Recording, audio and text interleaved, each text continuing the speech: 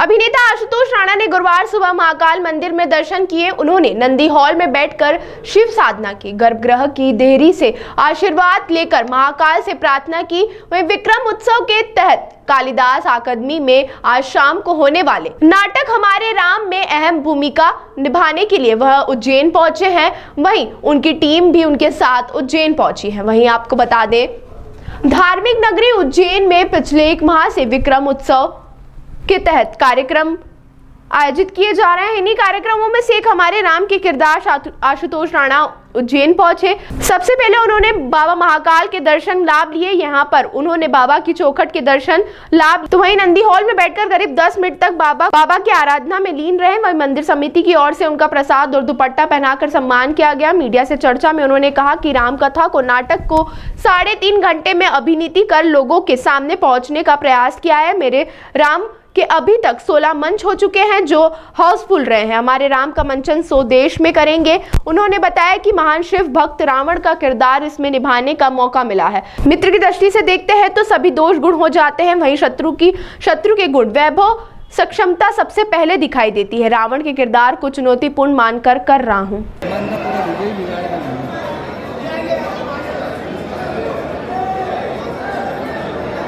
नहीं, अभी हमारे राम तो हमारा शुरू हुआ है और हमारा ये मन है कि इस जो कि हमने पूरी राम कथा को तकरीबन 3 घंटे में हमने मंच के ऊपर अभिनीत करके उसको लोगों के सामने पहुंचाने का प्रयास किया है। और ये अद्भुत आनंद का विषय है कि अभी तक उसके 16 मंचन हो चुके हैं दिल्ली में और 16 के 16 बिल्कुल हाउस पैक रहे हैं।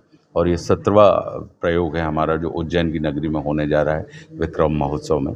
तो मन में है कि तकरीबन कम से कम 100 शोज़ हम पूरे देश में हमारे राम का मंचन करें। तो अभी उसी दिशा में हम बढ़ रहे हैं और चूँकि जनवरी में ही हमने इसे ओपन किया है और जैसे जैसे हमें अपने बीच में समय मिलता जाता है फिल्म की शूटिंग के अलावा तो हम इसके मंचन में लगाते हैं। और ये उनकी कृपा है कि बहुत खुले हाथों से, खुले हृदय से और आनंद के साथ दर्शकों का इसको प्रतिसाद मिलता है। किस तरह का रोल आप इसमें निभा रहे हैं? मैं रामायण में तो रावण का जो किरदार है, जो महान शिव भक्त थे, तो उनका किरदार मैं इसमें कर रहा हूँ हमारे राम में। और आज शाम को आप आएंगे, हम चाहेंगे कि आप सभी आएँ और आपके माध्यम से हम ये चाहेंगे कि जितने भी लोग आ सकते हैं तो विक्रम महोत्सव में जो संपन्न होने जा रहा है तो हमारे राम के मंचन का आनंद लें और फिर हमें बताएं कि आपको वो कैसे, आपके चित्त को, आपके चिंतन को और आपके चरित्र को हमारी ये प्रस्तुति टच करती है या नहीं। सर, इस रोल के लिए क्या विशेष रहा है कि जो आपको यही रोल? देखिए, क्या है कि इसमें हमारा अपना ये मानना है कि अगर किसी को जानना हो तो मित्र दृष्टि से जब हम किसी को देखते हैं, आप भी अपने जीवन में एक बार देखिएगा कि आपको अपने मित्रों के दोष होते हुए भी आपको अपने मित्र निर्दोष दिखाई देते हैं। लेकिन जब किसी को आप शत्रु दृष्टि से देखते हैं तो फिर उस व्यक्ति के जितने गुण होते हैं, जितना उसका वैभव होता है, जितनी उसकी सक्षमता होती है, सर्वप्रथम वह आपको दिखाई देती है। तो शत्रु दृष्टि का एक बड़ा विशेष योगदान होता है कि उसकी मुलाकात, उसका योग गुणों के साथ होता है अपने विपक्षी के। और मित्र दृष्टि में वो गुण प्राथमिक होते हैं लेकिन बाद में गौड़ हो जाते हैं और फिर उसके बाद जो मित्रों के साथ आप जुड़ते हैं तो आपको उनके अवगुण भी गुण के जैसे ही दिखाई देने लगते हैं। लेकिन शत्रु दृष्टि में जो रावण ने कहीं ना कहीं परमात्मा श्री राम जो नारायण के अवतार थे, वो देवादिदेव महादेव के जो भक्त थे रावण, वो ये जानते थे कि नारायण के अवतार हैं और शिव नारायण को अपना ईश्वर मानते हैं और नारायण जो है वो शिव को अपना ईश्वर मानते हैं। तो इस ज्ञान के बाद भी अगर उनके अंदर ये भाव रहा तो कहीं ना कहीं अपना जो शिवत्व होते हुए भी उनके अंदर जो नारायणत्व था उसको धारण करने की जो योजना रही होगी। तो कुछ लोग मित्रता के मार्ग से जाते हैं और कुछ लोग शत्रुता के मार्ग से जाते हैं। तो मुझे वो चरित्र जो था उनका, वो मुझे लगा कि ये इसमें सपाट चरित्र नहीं है, ये अपने आप में बड़ा चुनौतीपूर्ण किरदार है और चुनौतीपूर्ण किरदार किसी भी अभिनेता को लुभाते हैं सपाट चरित्रों की अपेक्षा की जो एक तरीके से आप चलते चले जा रहे हैं। तो इस वजह से मेरी इच्छा रही, क्योंकि इसको करते हुए एक चीज़ जो मुझे समझ में आती है कि जब भी कभी आप, जैसे महाकाल जी हैं, आप कभी भी महाकाल की पूजन करते हैं तो हमारे अंदर 2 भाव होते हैं। या तो हम कामना से प्रेरित होकर उनको पूजते हैं या भावना से प्रेरित होकर हम उनको पूजते हैं। जब आप कामना से प्रेरित होकर पूजते हैं तो महाकाल आपको वो देते हैं जो आपको चाहिए होता है, लेकिन जब आप भावना से प्रेरित होकर पूजते हैं तो महाकाल आपको वो देते हैं जो महाकाल को प्रिय होता है।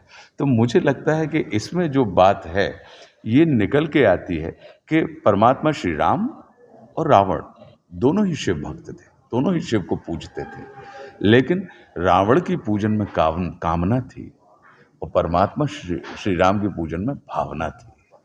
तो इसलिए रावण को शिव से चाहिए था और परमात्मा श्री राम को शिव चाहिए थे। तो जो अंतर है, तो मुझे लगा कि इस अंतर को कहीं ना कहीं एक अभिनेता के माध्यम से आप उसको प्रस्तुत कर सकते हैं, और अगर ये भाव दर्शकों को देखते हुए उनके हृदय में, उनके चित्त में ये स्थान बना लेता है, तो हो सकता है कि हमारी अपनी वृत्ति भी बदले अपनी आराधना के प्रति, और आराधना के प्रति अगर हमारी वृत्ति बदलती है तो आराधक के प्रति भी हमारा भाव बदल जाता है, और जैसे ही आराधक के प्रति हमारा भाव बदलता है तो आराधक का भी, क्योंकि परमात्मा आपको जब आप पूजते हैं ईश्वर को, तो वो उनके जीवन में क्या है, 3 चीज़ें कहते हैं वो, यस या वेट या I have different plan for you. ठीक है, वो नो नहीं कहते हैं कभी। ईश्वर को अगर आप देखें तो वो उनकी ज़िंदगी में ना नहीं है। आप किसी भी भाव से जाएं, अपने प्यारे राम को रीझ भजे या खींच, खेत पड़े बढ़ जात उल्टो सीधो बीज, ये जो बात है, तो उनकी जीवन में किसी के लिए भी ना नहीं है।